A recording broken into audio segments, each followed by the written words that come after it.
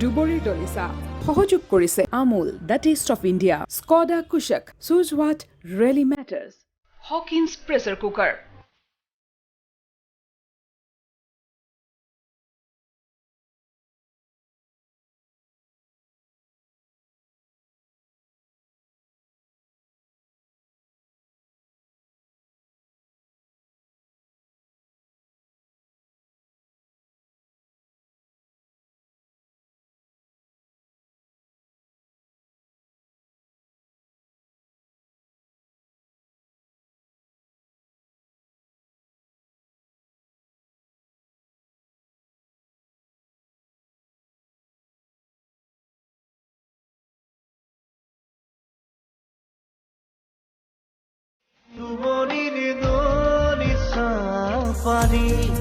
ঘৰত সোমাই থাকিলে বেছিহে অশান্তি হয় প্ৰতি মুহূৰ্ততে কুণালৰ কথাবোৰ মনলৈ আহি থাকে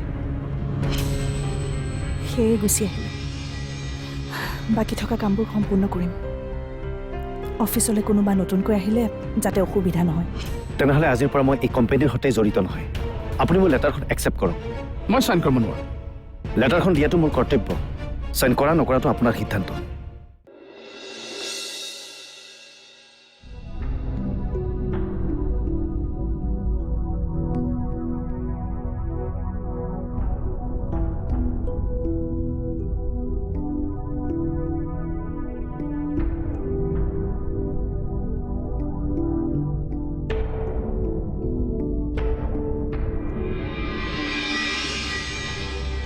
তাই কলৈ যোৱাৰ কথা আছিল বেংগলোৰলৈ মই ফোন এটা কৰোঁ ৰ কালৈ ফোন কৰিছ পাৰ্থলৈ মোৰ জেঠাই ল'ৰা হেল্ল' পাৰ্থ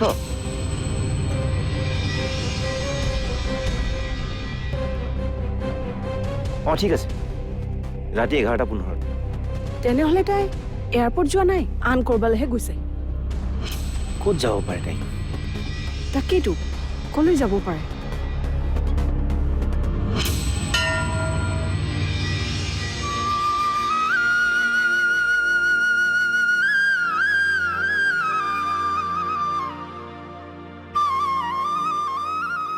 আজি তোমাৰ পৰা মই একো নিবিচাৰোঁ এটা খবৰ দিবলৈ আহিলোঁ কুণাল আৰু মোৰ হৈ থকা নাই অকল জন্মদিনতে নহয় তাৰ প্ৰতিটো সুখৰ মুহূৰ্তত প্ৰতিটো দুখৰ মুহূৰ্তত মই তোমাৰ ওচৰলৈকে আহোঁ তোমাৰ পৰা মই নিজৰ বাবেই চাগে ইমান আশীষ বিচৰা নাই যিমান মই কুণালৰ বাবে বিচাৰিছোঁ কুণালে কষ্ট পালে মোৰ বুকুখনে কান্দি উঠে তাৰ মুখৰ অকণমান হাঁহিয়ে মোৰ হাজাৰটা যন্ত্ৰণাৰ উৰ পেলায় সি হাঁহিলে ময়ো হাঁহোঁ সি কান্দিলে ময়ো কান্দো অৱশ্যে মই হাঁহিলেও সি হাঁহে কিন্তু মই কান্দিলে সি নাকান্দে সি একো অনুভৱেই নকৰে জানানে কিয় এনেকুৱা কৰে কিয় সি মোক বুজি নাপালে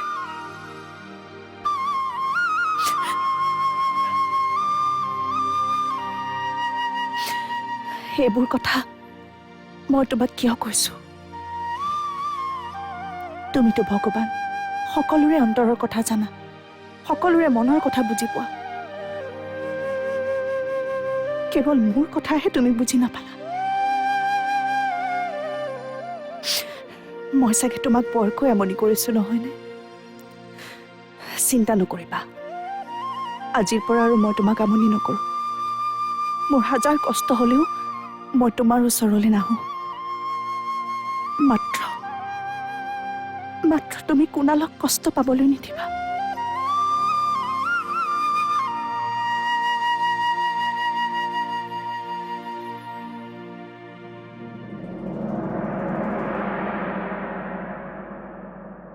কোনোদিনে আৰু উভতি নাহোঁ তোমাৰ দায়িত্ব বাঢ়িব কুণালৰ লগতে আইতা আৰু বৰ্তাকো সুখেৰে ৰখাৰ দায়িত্ব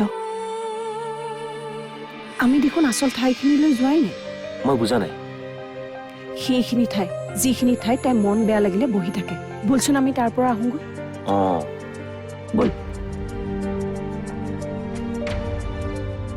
সেইজনী বহি আছে তাত বল চাবি পৰিবি দেই পিছল আছে অঁ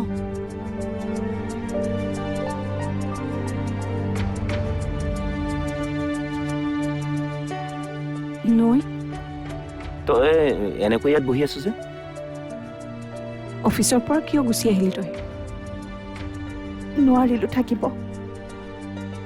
কিমান আৰু অভিনয় কৰিম কিমান আৰু নিজকে লুকুৱাই ৰাখিম ব্যস্ত হৈ থাকিলে এইবোৰ কথাই আমনি নকৰিব বুলি ভাবি অফিচলৈ গৈছিলো কিন্তু নোৱাৰিলো তইনো এইবোৰ কথা কিয় ভাবি আছ পাহৰিবলৈ চেষ্টা কৰচোন আজি কুণাল আৰু নেহাৰ ৰিলেশ্যনটোৱে এটা সামাজিক স্থিতি পাব আৰু তই আজিৰ দিনটোতে মোক কুণালক পাহৰাৰ কথা কৈছ তই পাহৰিবই লাগিব নৈ পাৰ হৈ যোৱা সময়খিনি উভতি আহিব বুলি অপেক্ষা কৰি থাকিলে তোৰ বাস্তৱ সময়খিনিও নষ্ট হৈ যাব জানো কুণালক পাহৰি যোৱাটো কষ্ট হ'ব কিন্তু অসম্ভৱ নহয় চেষ্টা কৰিলে পাৰিবি চেষ্টা কৰি পৰীক্ষাত এটা ভাল ৰিজাল্ট কৰিব পাৰি চেষ্টা কৰি এটা চাকৰি পাব পাৰি কিন্তু চেষ্টা কৰি জানো কাৰোবাক মনৰ পৰা আঁতৰাই দিব পাৰি তাৰ মানে গোটেই জীৱনটো তই এনেদৰে দুখতে থাকিবি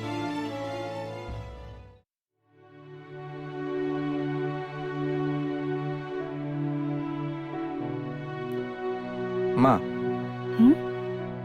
কুণাল আহিল নে আজি অলপ সোনকালে আহিলে ঘটনাটোৱে ল'ৰাটোক বৰকে আঘাত দিলে কালিৰ পৰা কাৰো লগত মাত বোলেই কৰা নাই আজিও অফিচৰ পৰা আহি ৰুমতে সোমাই আছে কোনোদিনে কল্পনা নকৰা ঘটনা এটা হঠাতে ঘটি গ'লে এনেকুৱা হ'বই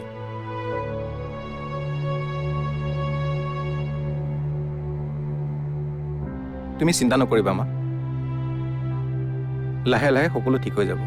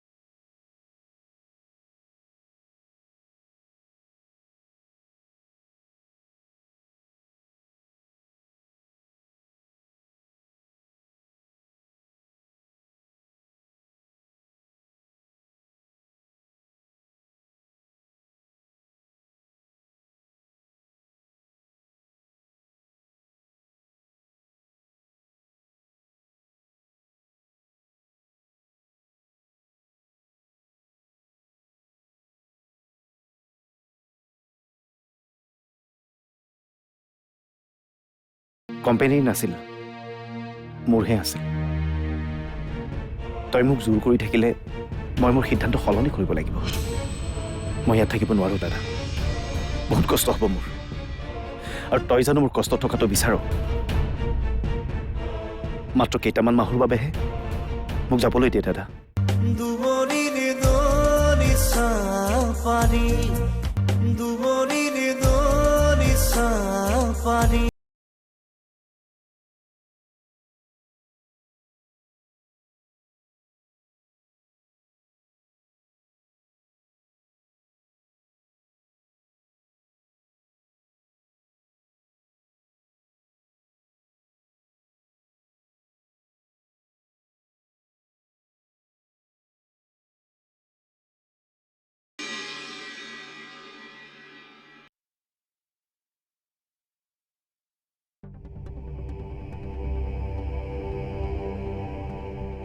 তোক কথা এটা ক'বলগীয়া আছিল মোৰো তোমালোকক খবৰ এটা জনাব লগা আছিল কি খবৰ মোক ট্ৰেন্সফাৰ দিছে বেংগলোৰলৈ তইতো অসমলৈ অহা ছমাহে হোৱা নাই।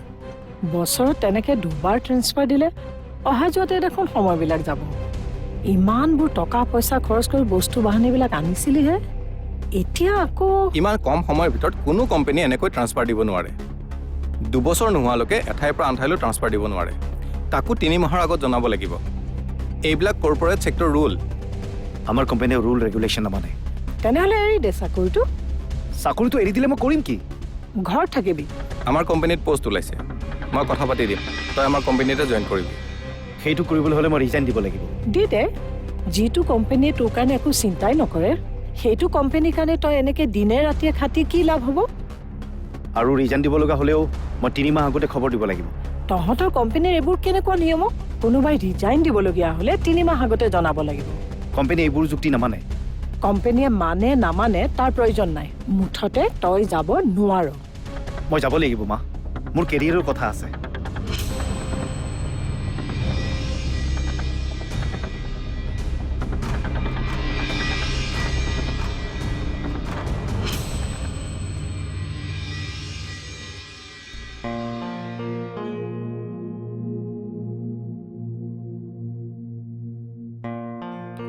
কি ভাবি আছা? কুণালৰ কথা।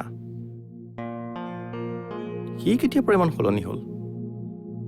যিটো ল'ৰাই মোৰ মুখৰ আগত মাত মাতিব নোৱাৰিছিলে, এতিয়া সি মোৰ মুখে মুখে উত্তৰ দিব পৰা হ'ল। মায়েও দুখ পাইছে কথাটো, মই বুজাই মেলি থৈ আহিছোঁ।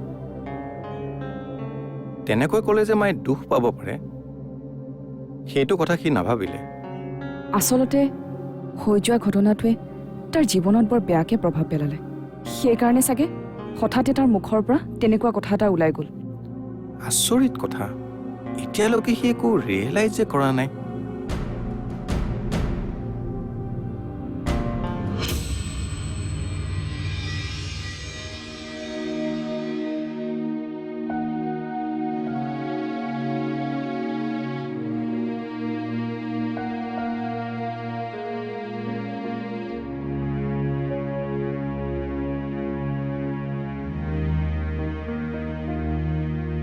চৰি মা, মই তোমাক তেতিয়া তেনেকৈ ক'ব নালাগিছিল।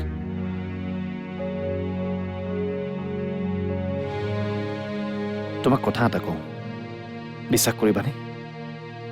বেংগলোৰলৈ যোৱাৰ সিদ্ধান্তটো আচলতে কোম্পানীৰ নাছিল, মোৰহে আছিল। মই আৰু ইয়াত থাকিব নোৱাৰোঁ মা, কলৈকো ওলাই যাব নোৱাৰোঁ। আজিকালি সকলোৰে মুখত কেৱল সেই একেবোৰেই কথা। যিসকলে নজনাকৈ সোধে তেওঁলোকক মই ক'ব লগা একো নাই, কিন্তু সকলো কথা জনাৰ পাছতো মই অস্বস্তিত পৰা মুহূৰ্তকেইটা ৰং চাবলৈ কোনোবাই যেতিয়া সেই ঘটনাটোৰ কথা উলিয়াই তেতিয়া নিজৰ ওপৰতে খং উঠে। আমি কোনখন সমাজত বাস কৰি আছো? এজন বা দুজন মানুহৰ বাবে গোটেই সমাজখনকে জগৰীয়া নকৰিবি। সমাজৰ সকলোবোৰ মানুহ একে নহয়। কিন্তু আমাৰ সমাজৰ বেছিভাগ মানুহেই তেনেকুৱা। তাৰমানে সমাজৰ কেইজনমান মানুহৰ কাৰণে তই এতিয়া নিজৰ ঘৰখনৰ পৰা আঁতৰি থাকিবি। মই ঘৰখনৰ পৰা আঁতৰি নাযাওঁ মা, মাত্ৰ কিছুদিনৰ বাবে এই লোকসকলৰ পৰা আঁতৰি থাকিব বিচাৰিছো। এইবোৰ সাধাৰণ কথাও আজি তোৰ কথা আলোচনা কৰিছে, কাইলৈ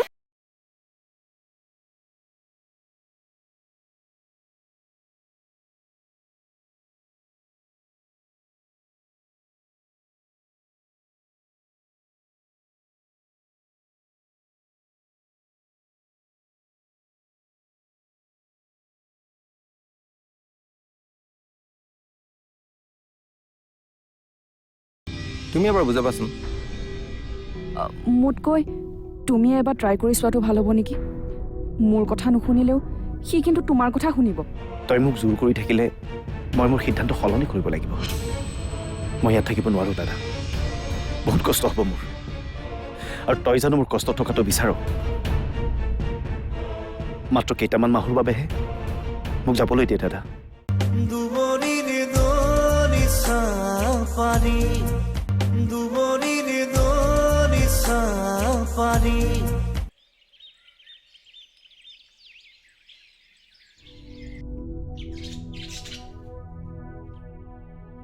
সি তেনেদৰে মোৰ কোলাতে টোপনি গ'ল। মোৰ কিন্তু টোপনি নাহিল। গোটেই ৰাতি সি কোৱা কথাবিলাককে মনলৈ আহি থাকিল আৰু ৰাতিপুৱা কি তাৰ কথাটো মই মানি ল'লোঁ। তাৰমানে কুণালক আপুনি বেংগলোৰলৈ যাবলৈ পাৰ্মিশ্যন দি দিলে? মই মাকজনী হৈ সি কষ্ট পোৱাটো কেনেকৈ সহ্য কৰিম? বাহিৰলৈ গ'লে সি আৰু বেছি অকলশৰীয়া অনুভৱ কৰিব। নিসংগ সময়বোৰত পুৰণি কথাবোৰে বেছিকৈহে আমনি কৰিব। সেইটো কথা ময়ো তাক কৈছিলোঁ। সি ক'লে কিছুদিন বাহিৰত থাকি অকল অফিচৰ কামতে ব্যস্ত হৈ থাকিলে এই কথাবোৰে বৰকৈ আমনি নকৰিব। মই তাক যিমান পাৰোঁ বুজালোঁ, কিন্তু সি নুবুজিলে। পাহি তুমি এবাৰ বুজাবাচোন। মোতকৈ তুমি এবাৰ ট্ৰাই কৰি চোৱাটো ভাল হ'ব নেকি? মোৰ কথা নুশুনিলেও সি কিন্তু তোমাৰ কথা শুনিব। ক'ত আছে সি? ৰুমতে আছে।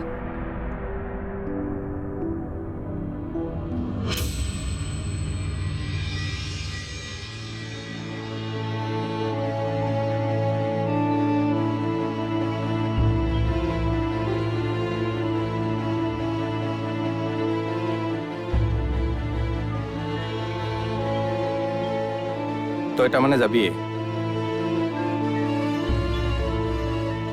উপায় নাই দাদা, অফিচৰ অৰ্ডাৰটো মানিবই লাগিব। তই এতিয়াও মোক ফাঁকি দি আছ? মায়ে মোক সকলোবোৰ কথাই কৈছে। তেনেহ'লে মোৰ চিটুৱেশ্যনটোৰ কথা তই চাগে অনুভৱ কৰিব পাৰিছ। তোৰ চিটুৱেশ্যনটো অনুমান কৰাতকৈ মই আচলতে আচৰিতহে হৈছোঁ।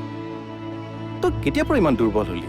আৰু সমাজৰ এজন দুজন মানুহৰ বাবে তই ঘৰ এৰি যাবলৈ ওলাইছ? মই একেবাৰে যাব বিচৰা নাই দাদা, মাত্ৰ কেইমাহৰ কাৰণে। মোৰ ঠাইত তই হোৱা হ'লে তয়ো চাগে এইটোৱেই কৰিলিহেঁতেন। কেতিয়াও নকৰোঁ, কাৰণ সমস্যাৰ পৰা পলোৱাতকৈ সমস্যাৰ সৈতে যুঁজাটোহে মই বেছি গুৰুত্ব দিওঁ। ময়ো চেষ্টা কৰিছিলোঁ দাদা, কিন্তু সামগ্ৰিক পৰিৱেশটোৱে মোক ইমান বেছি দুৰ্বল কৰি পেলালে যে পৰিস্থিতিৰ সৈতে যুঁজাৰ সাহস আৰু শক্তি মোৰ নাই। তই তাৰমানে আমাৰ কথা নুশুন? ঘৰখনৰ কথা একোৱে চিন্তা নকৰ? দাদা প্লিজ, তই আৰু মোক জোৰ নকৰিবি। বাৰে বাৰে তোৰ কথা মই অমান্য কৰি থাকিব নোৱাৰোঁ। তই মোক জোৰ কৰি থাকিলে মই মোৰ সিদ্ধান্ত সলনি কৰিব লাগিব। মই ইয়াত থাকিব নোৱাৰোঁ দাদা, বহুত কষ্ট হ'ব মোৰ। আৰু তই জানো মোৰ কষ্ট থকাটো বিচাৰ? মাত্ৰ কেইটামান মাহৰ বাবেহে মোক যাবলৈ দিয়ে দাদা। সমস্যাৰ সৈতে যুঁজাৰ সেই সাহসখিনি ঘূৰাই আনিব পাৰিলে মই আকৌ উভতি আহিম।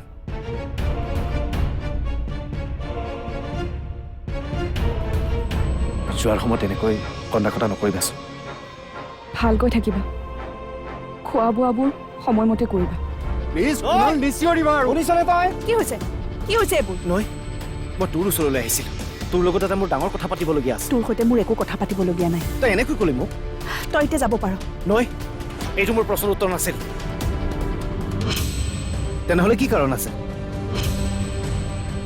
একো নোকোৱা কিয় তুমি? কি কাৰণে তুমি মোক প্ৰতাৰণা কৰিলা? মোৰ জীৱনটোৰ সৈতে তুমি খেলিলা। ডুবৰি দলিচা সহযোগ কৰিলে Amul the taste of India, Skoda Kushaq, choose what really matters, Hawkins pressure cooker.